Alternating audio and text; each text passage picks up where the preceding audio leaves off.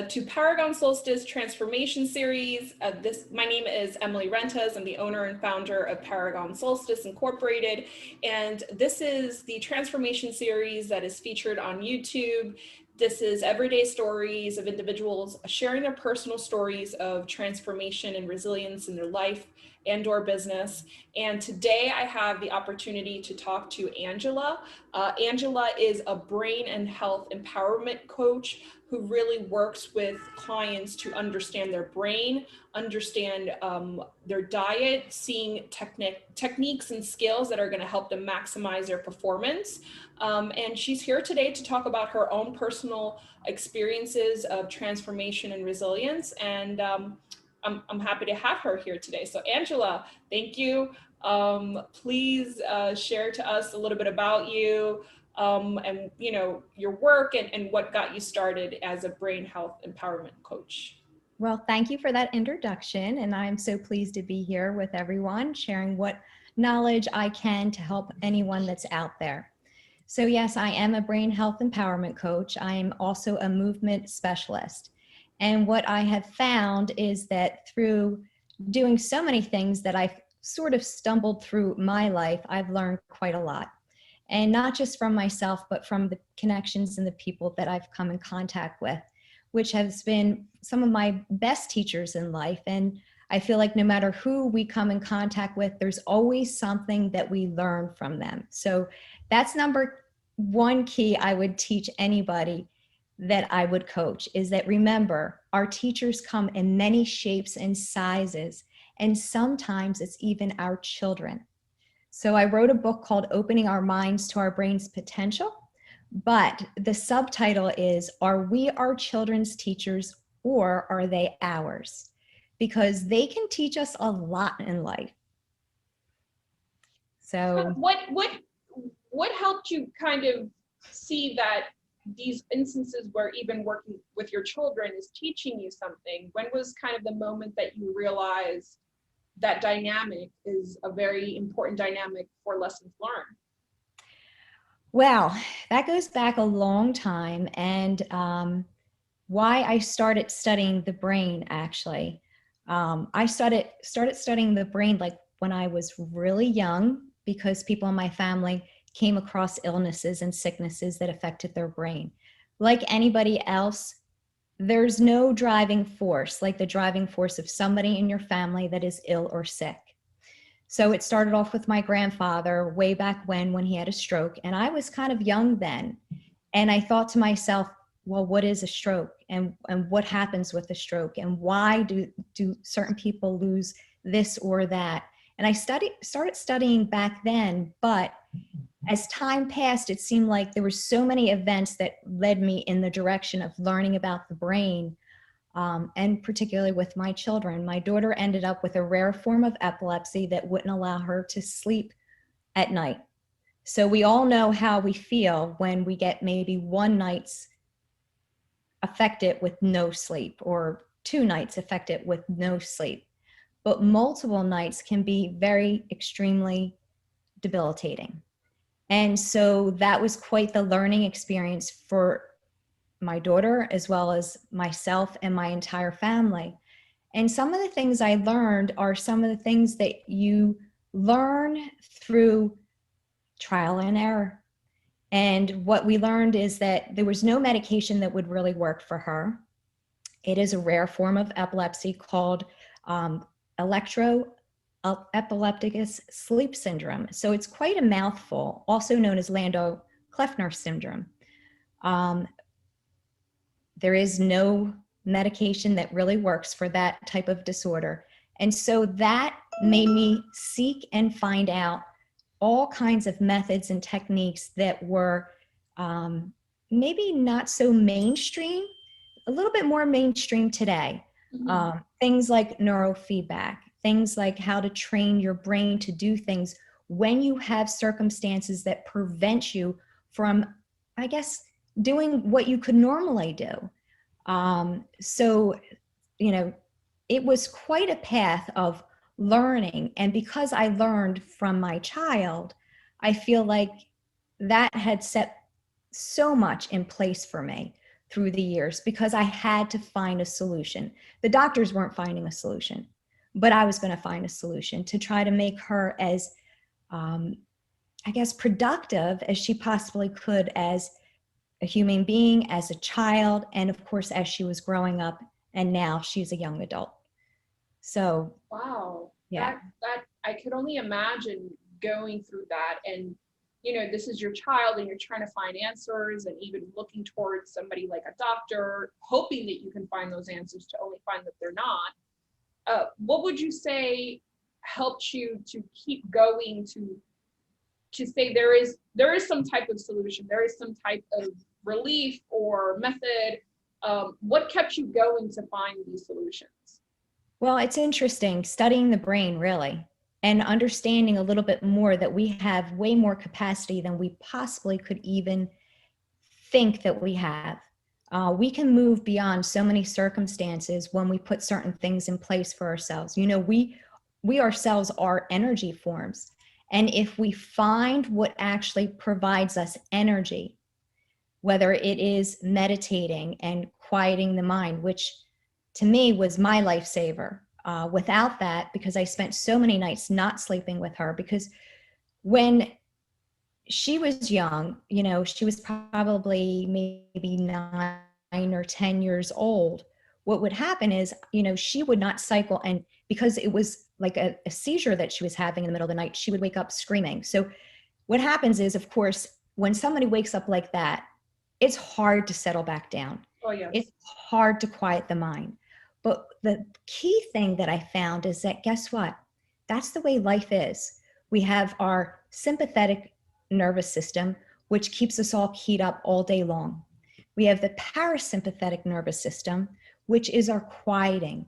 And what I learned is that the most important thing is that we learn how to quiet ourselves, because our biorhythms kick up. The biorhythms, when you're scared like that, the heart is racing. Your muscles are tight and contracting. Your breath is erratic. But that's in every single fear factor that we have in life. So the power is understanding that, recognizing that in our own bodies and our own minds, starting to quiet it, because the more we train our brains and our bodies to be able to do that, we are unstoppable. Wow. Yeah. And for you, understanding the capacity that you had, even though you couldn't see it in the moment, or you couldn't see the light at the end, you really understood this until that, and you believed in what you knew, the science in it, it's there, and the acceptance piece of it. I think you touched on something very important when it comes to resiliency. Accepting our circumstances. This is life. This is the situation. This is right. Waking up, as much as it's stressful, it is going to happen because your daughter was not well. So that's right. The acceptance piece started helping you then, what it sounds like, to start open to breaking down the barriers of resistance, of fighting against the reality of it, and saying, I'm going to accept this. I'm going to figure out how I can deal with this. I'm going to figure out how I can manage this. And that sounds like something that, required a lot of intentional work. You talked about the meditation. Yes. Tell us a little bit about how you had to adapt the meditation practice, and what helped you to have a consistent meditation practice, because a lot of folks struggle with meditation and mindfulness. Right. Well, honestly, survival. And I'll be truthful to you, because I have 3 kids. They were all less than 2 years apart of peace. So she was 8, well, almost 9 actually, when we found out she had it. So I had another 7-year-old son. Then I had another 5-year-old son running around. So I was not sleeping all night long with her. And so in order to get my energy up, in order to still be able to do everything during the day, to take care of kids, to work, and everything else you have to do, it was survival mode. So I learned how to shift. And, there's different portions in the brain that when we learn how we can actually do this, and we can use our vagus nerve, which is, it kind of runs from the base of the brain all the way down into our, central nervous system. And when we learn to do these things for ourselves, we can mimic sleep. Now, I'm not saying that it replaces sleep, but I'm saying this provided me a way to be highly functional and make me be excited. Like that made me so excited that, you know what? Everything's possible. If we can do this with the lack of sleep that we have, and we can make sure that we're eating foods and just doing all of these things and gaining energy, imagine if we have just sleep. And sleep is key. You know, when I coach people, number one thing I tell them, take care of your sleep. Yes. That means you take care of your sleep during the day. Mm-hmm. That starts with meditation. And everybody's, well, not everybody, but a lot of people say that the hardest thing to do is to meditate. And it can be for some people. Because as soon as you sit down and you actually start listening to yourself, the mind's like, I got your attention. Yes. And so it can go haywire for a while. So that's the training. And, you know, you have to be patient and you have to be kind with yourself. And there's so many different little tricks and so many different, you know, guided meditations you can listen to, musical tones. There's neurofeedback. There's so much today that is, you know, right at our fingertips. We have the power really to make a wonderful world. But we have to take the time to do it. We have to believe in it. You know, I couldn't wait when there was the brain mapping and the neurofeedback and you could visually see it, because people doubt things that you can't see. But just like our Bluetooth phones, you know, there was a time, if we told people that years and years ago, just imagine, they would have been like, oh yeah, right. But our thoughts have power, you know, and our feelings, and we have so much ability. And that's what I'm always so excited to tell people and get them on that path. Because once you start and you get the feeling of it, it opens up your intuition. Connections are so much easier because you see beyond the eyes. And that's the best way I can put it. You feel your energy. You can feel an energy dip. Oh, what did I do today? Oh, I didn't meditate. I need to quiet my mind. I'm racing a little too fast. You start catching yourself. And so you start training yourself. So you see, it starts small in the beginning and it's a struggle. But as you get better at it, wow. So you're talking about the piece of getting started, and that you can't see how this is going to progress unless you start, and being Yes. intentional of the intentionality of, you know, of sitting there and saying, this is part of my routine, you know, and it's part of my day, no matter what is going on around. And I think that's what happens often. And then understanding that when folks struggle with meditation and being still in the moment, that's the reason why you're meditating. That's right. And you know what I tell people, because they say, well, as soon as I sit down, all I do is think. I said, yes, keep a paper and pencil with you. You're shifting.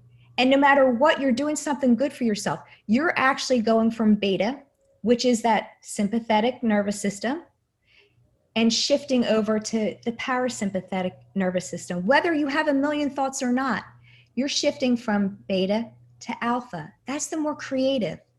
That's where you kind of tap into slower brainwave patterns. The body starts to rest. The muscles start to not be so tense. Mm-hmm. The breathing can do a million different, there's so many breathing apps out there and so many things that you can do today. It just, you know, it's not available before. Right. It's at our fingertips. I mean, when I started doing these things, I was like pulling them from, like, you know, ancient Asian, whatever I can pull from to try to find something, you know? And so today it's like, there's apps and there's this and there's that. And I'm like, wow, you know, they've made it so easy for us, really.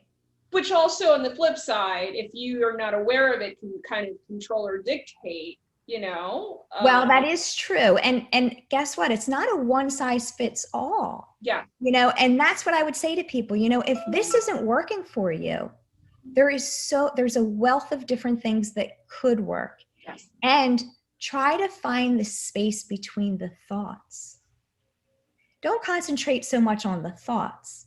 Concentrate on the space, because it's just like everything else that we do in life. What we focus on gets bigger. So if you're focusing on, I keep thinking, what's going to get bigger? The thoughts. Mm-hmm. So concentrate on the spaces between it. And, it just starts to evolve. If it can't be from the very beginning, yoga, do Pilates, Tai Chi, things to slow your patterns down. Music has an incredible ability to do that. Lift your spirits up, pull you down, slow you down. So there's just so much out there. Angela, I have to say this has been a great conversation, and the tips and tricks and tools and resources that you've just shared, it's a wealth of information, and really having us understand that it starts with us understand how we tick, how we work, how we think, and that each person has their own unique way that they have to find out for themselves, and they can't find out unless they try for themselves. So thank you. I know that earlier you were talking about you have visionary movement coming up in June. Yes. Can you talk a little bit about that? Absolutely. So back in January, a great time to actually purchase it, of last year, we purchased a building called, now it's called Visionary Movement. And the idea was to make some place where we could provide wellness, movement, and dance. And so we are projected to open in June. I'm super excited about that. And I just wanted to provide a place where we would have meditation, guided. It's going to also be either hybrid, or you could come in, so you could connect on the computer, and that will be available. Mm-hmm. And then also provide movement, which I would recommend for no matter what you're doing in life, is to make sure you incorporate some form of movement. So that will be there. And dance, which is my passion. I love to move. I really do. But especially to music. We talked about that because music is just so incredibly healthy for you, especially these days. We could use that for sure. And, during this time frame, I'm hoping everybody has learned that our immune systems are the most vital. So if we can use these things to boost our immune systems, to slow ourselves down a little bit when we need to, we're setting ourselves up for the future, so that when pandemics and, whatever else comes about, our bodies are ready, and we build up our own immunities. That's right. That's such a great point. I don't think that's often talked about and enough in the past year.